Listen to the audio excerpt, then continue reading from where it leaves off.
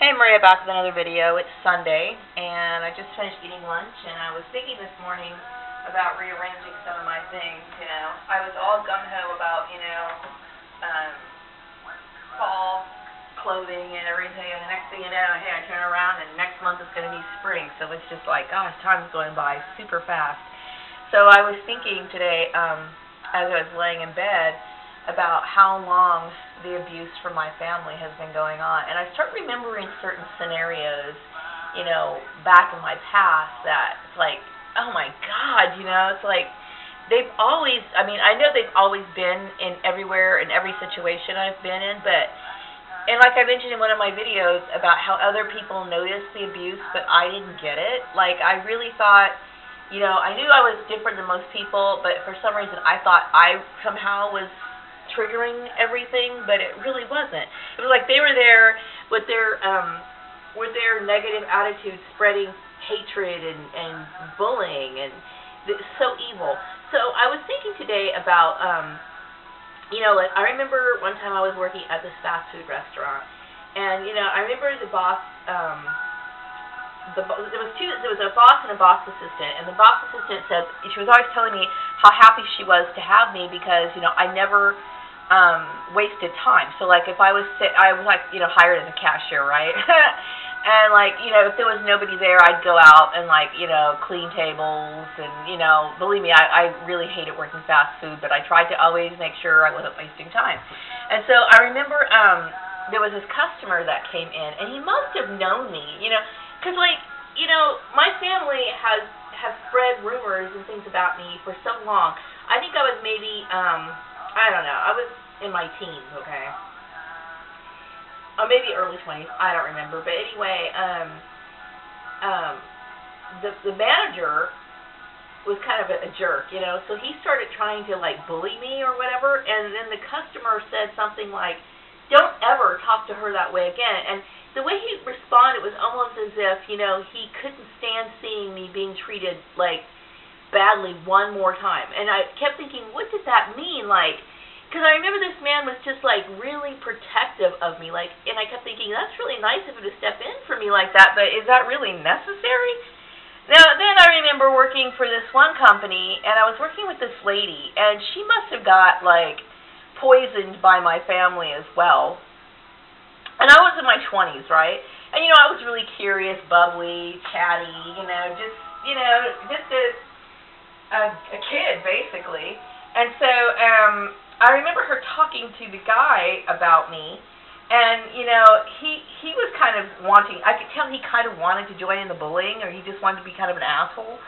And then she said, you know what, she's just like a 20-year-old girl. I mean, like, why are you doing that, And now I'm looking back, and it's like, wow, I mean, these people are bad for me. They're horrible for me. They're bad to me, bad for me, and I realize now, you know what I mean? And I remember one time I was at a park in Cal City, and I was at parties, like one of those parties, where a bunch of people get together, like a barbecue or an outing, and I just didn't want to be around anybody, right?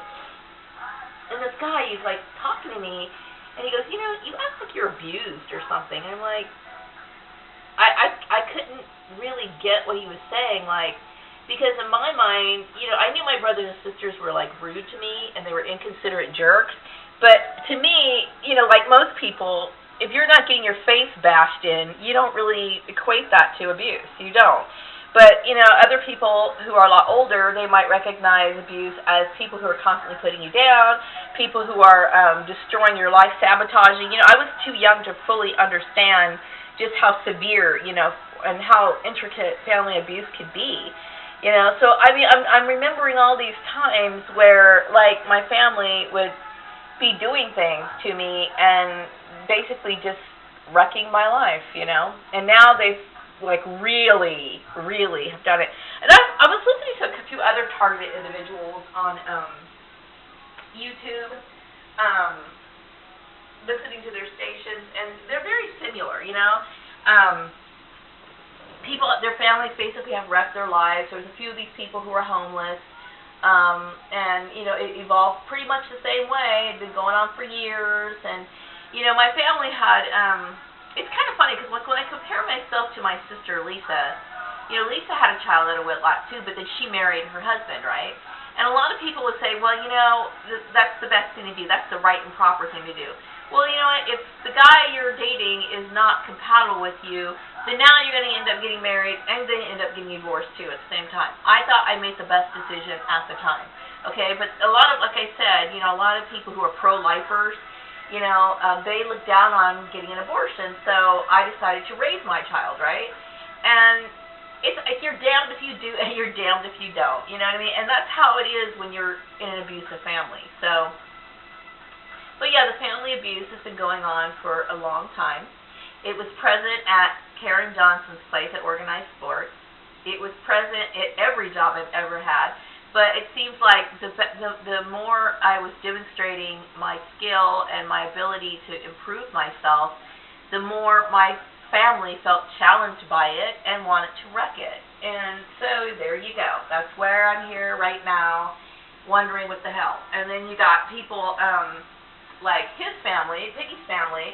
You combine the two with twist it with a religious element to it, especially his aunt or whatever, and you're going to get double the abuse, So that's how it is, and so I'm thinking, I don't want this anymore. I'm just done. I'm done with abuse. I'm just tired of it.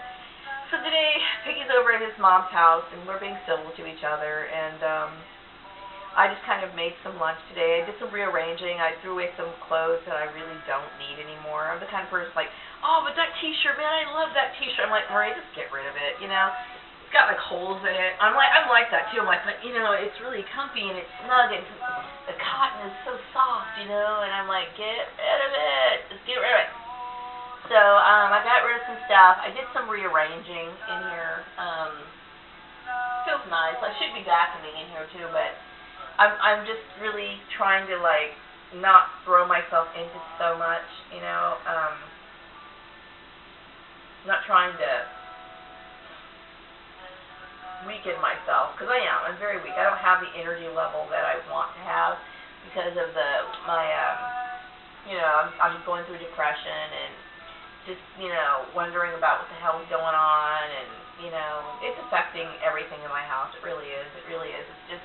It's horrible, but, one thing I can be grateful for is that I solved, the mystery, the puzzle, of what was going on in my life. Because like I said, I remember people used to enjoy having conversations with me, and then all of a sudden, the next thing I know, it's like my family never wanted me to be a part of society.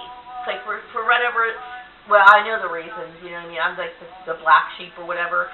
It's like everything that I did, they felt like they had to compete with, or anything I cared about, they wanted to stomp it out. This is very common with these kind of people, and I'm glad that I understand that now. But now what do I do? I'm like, okay, what do I do now? All I can do is do the best I can. I've made my decision. It's like, I'm not going to let people throw me out of my field. I'm not going to do that. I'm doing the best I can to get a job. I can't do anything else. To sit here and take something lower than what I am is going to put me into more poverty. And since I have to live on my own, I'm not going to let myself go down like that. I'm going to have to do and strive hard to find a decent job. And I don't want to have to worry about, I'm just going to have to do the best I can, I have a skill, and there is no legal reason for this to continue on. But I will say that, so I'm just going to have to plug it and do the best I can, because I deserve to have what I've worked for. I deserve to have what's important to me. I deserve to have, something that I enjoy to do. And, it's been a long time since, actually, I refuse to let these people destroy my life. I refuse. It's not right.